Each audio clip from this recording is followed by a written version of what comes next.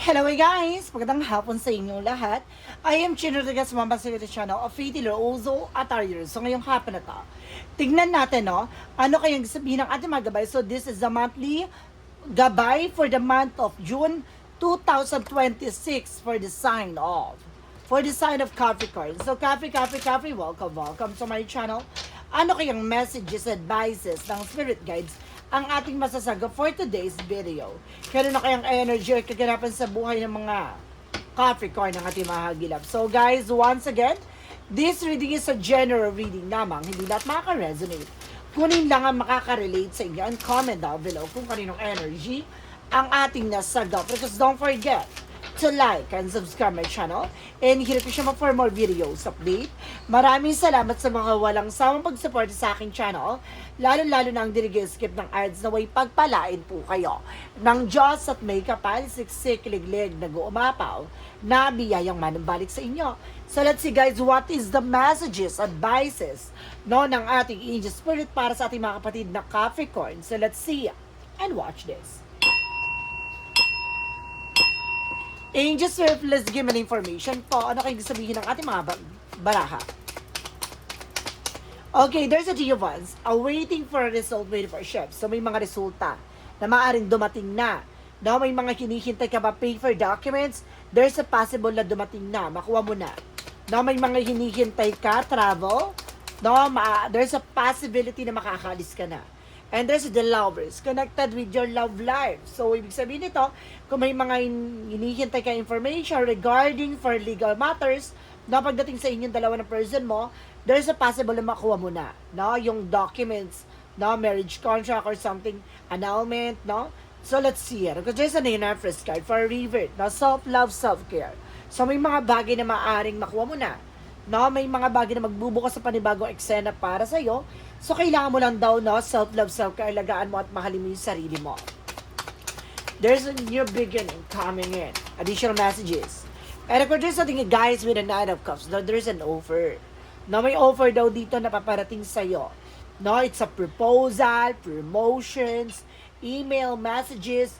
At the same time, there's an apology coming in. Additional messages. And of course, there's something guys with a Page of Pentacles for you, invest wisely. So, kailangan mong mas maging maingat.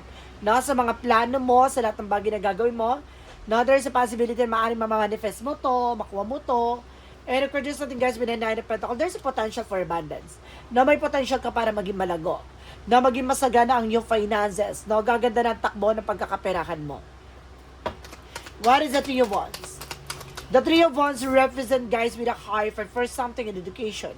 Or there's a lesson learned. So, mayroong bagay dito na kailangan mo pakakatandaan. No? Or mga bagay na dapat mo matutunan. No?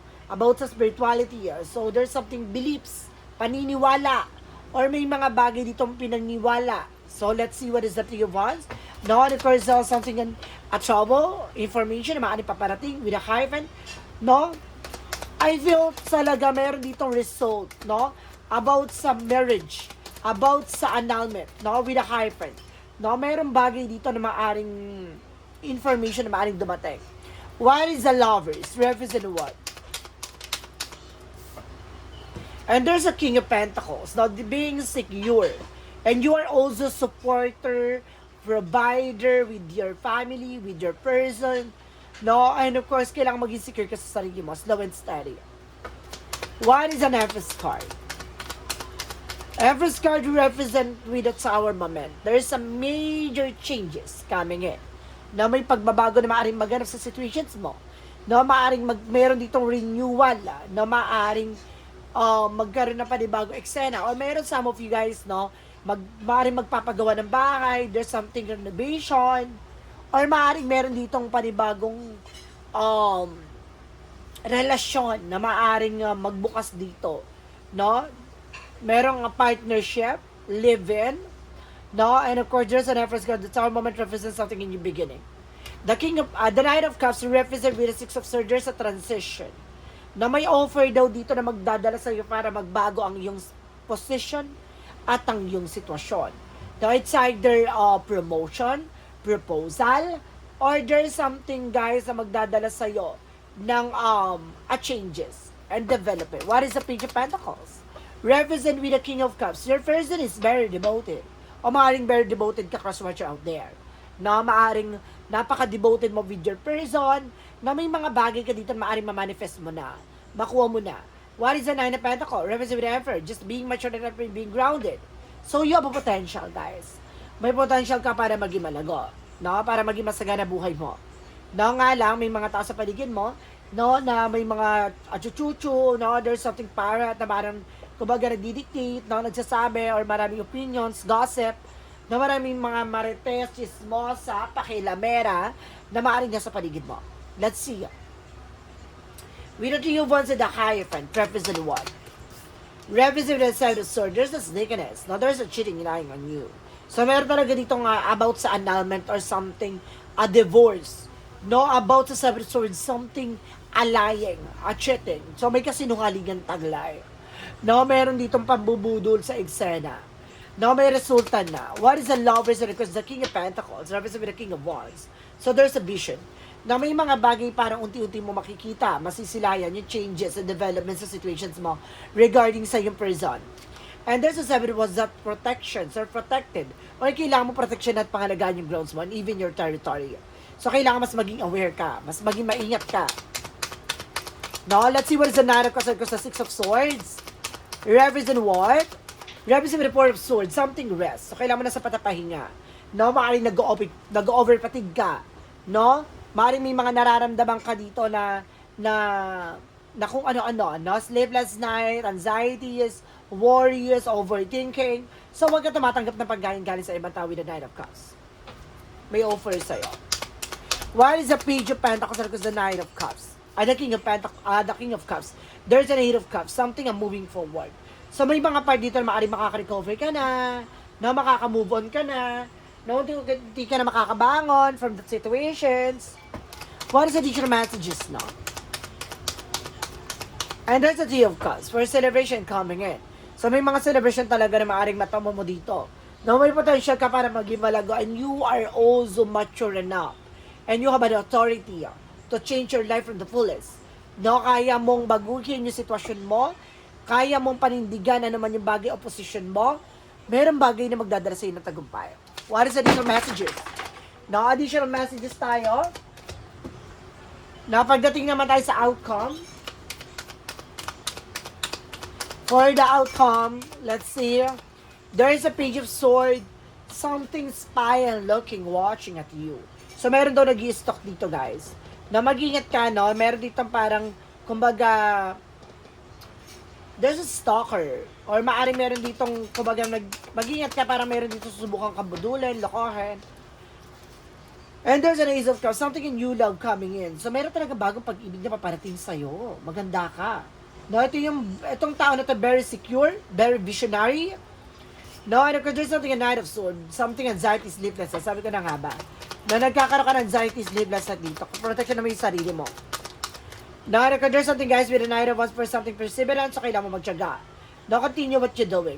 I feel something, meron ditong gayuma ako na sensa. No, para pa bago-bago yung utak ng person mo, or maaaring ikaw, cross-watcher out there. And there's a Queen of Cups, emotional and intelligent. No, there's a King and Queen. So, pares kayo ng emotion ng person mo. Not nag-invest kayo ng emotion sa isa't isa. And of course, ng love and affections. No, there's something in Eight of Cups. No, parang kailangan mo makawala dyan from that situations. And of course, represent with a Page of Cups, something in intuitions and gut feeling. So, kailangan mo makinig sa nararamdaman mo. No, meron dito something fishy. No, kailangan mo mag-ingat, no, dahil may malansang isda. No, na maaaring umaalingasaw dito.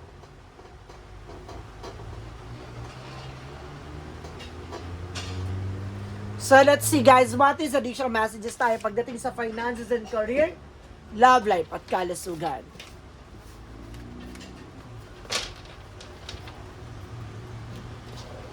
So, nandito na tayo sa second chapter ng ating reading, guys. For finances and career, love life, at kalusugan. So, represent with the Ace of Wands. So, something, a project, a new idea coming in. So, meron dito mga bagong proyekto, plano, no, saving and budgeting. So, kailangan mo mag-ingat at mag-ingat, no, at protectionan mo yung finances dito. No, huwag masyado magastos. No, don't spend too much. Kailangan mo mag-budget, magigpit ng sinturon. Whether it's a cost, something in the happiness, happy family, or there's something regardless about sa family, how to manage and control your support or finances or profit. With the star card, there's a healing and recovery. Some of you guys, no, makaka-recover na kayo, no, ng family mo for financial loss or financial difficulties. No, gaganda na ang takbo ng iyong finances dito.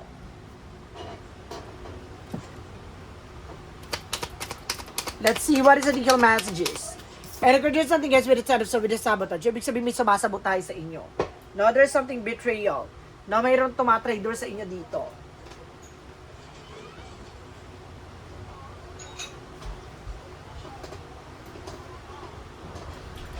So let's see what is additional messages.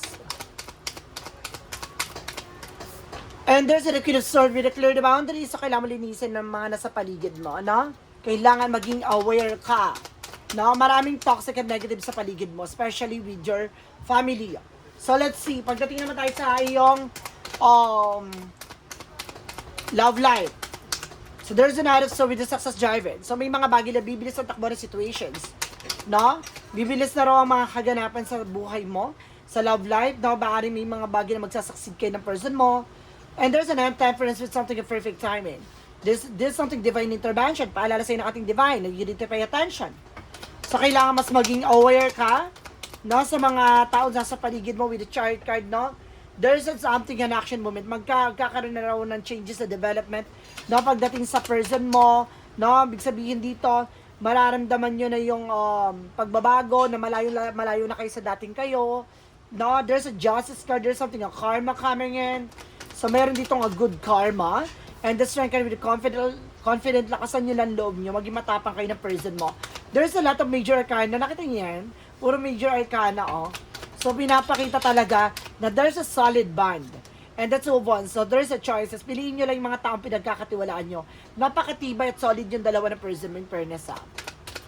Pagdating naman tayo sa kalusugan mo, there's a Six of Cups, no? I feel something related sa'yo to. No, na maaaring there's something ingetera. Sabi ko na nga ba eh. There's an insecure. Ingetera, plastikada. And of course, there's the Four of Cups, something to evaluate or analyze. So, kailangan nyo pag-isipang mabuti. No, huwag ka masyado nagkikiwari sa tao na to. And of course, there's something Ten of Wands, something burden. No, mayroon talagang gayuma. No, may nasasansa ka ba, gayuma or laso na maaring lalasunin kayo ng person mo. Or maaring gagayumahin kayo para magtalo kayo. Or some of you, madalas na kayo nag-aaway. With the Ten of Wands, kaya mabigat ang inyong mga daladalahin eh. No, there's a 5 cause of something disappointment. Kaya palitan lang kayo ng nararamdaman and even your daughter or son. So, maaaring papalit-palit lang mga nararamdaman nyo. There's a Wheel of Fortune with the turning back. So, ibig sabihin nito, talagang inaano niya para malasin kayo with a Wheel of Fortune. No, kasi kapag ano yan, no, kapag wala siyang ginagawa, magiging maganda na takbo sa inyo. Pero inaalat kayo. No, yung buong family nyo. Kasi yun pala, di ba sa finances, may traidor. Yun, ibig sabihin nito para magastosan kayo, ganun. May inggitera. So, let's see, what is the Yin and Yang Oracle card?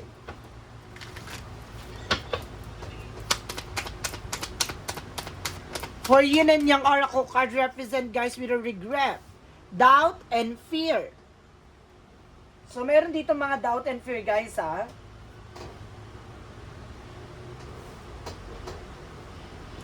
And there's something toxicities. Oh, there's a toxic bonds. Talaga may toxic talaga sa family nyo, guys. And there's something, a message and dream. So, may sabihin na nag-give ka na. No, may symbol and signs na. No, pinapatid sa iyo information na to. May mga bagay na pagsisisiyan for panghihinayangan mo lang talaga. No, there's a dietary change. So, kailangan mo rin mag-diet, guys. And there's a new home. So, kailangan nyo lumipat ng bahay, lumipat ng lugar, o magkakaroon kayo ng bagong bahay. There's a moving a step into the new right directions. What is the romance saying for Mystic Love Oracle deck? There's an enemy, watch your back. Sabi ko na, di ba may traitor sa inyong relasyon? And there's a peace. So, kailangan nyo ng kapayapaan or magiging mapayapa ang inyong relasyon. Ang iyong pagsasama ng person mo. What is the synchronicities represent what? There's a losses and dreamer. So, meron ka mga pangarap na parang hindi natutupad. Kasi merong ginagawa sa inyo dito, guys. No, it's either na hinihigop yung swerte nyo or may ginagawa para malasin kayo. para hindi matupad yung mga pangarap nyo. And there's an eternal love, everlasting promises. Wow! Archangel Michael messages na yung connection yung dalawa ng person may solid bond, no? A Jesus loving quote said,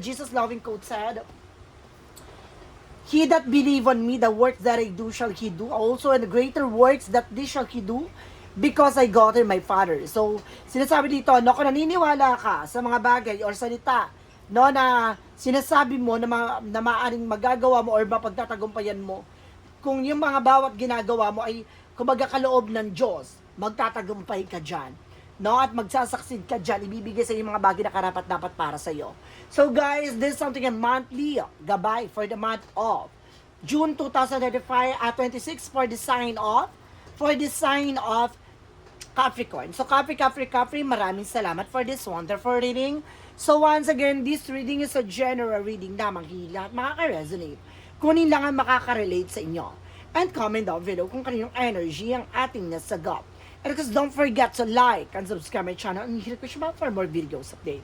Maraming salamat sa mga walang sawang pagsuporta sa akin channel, lalo-lalo nang di skip ng ads away pagpalain kayo. Nang Diyos at may kapalasiksik liglig na guumapo na biyayang manang balik sa inyo. Maraming salamat and see the next video. Bye-bye and babush.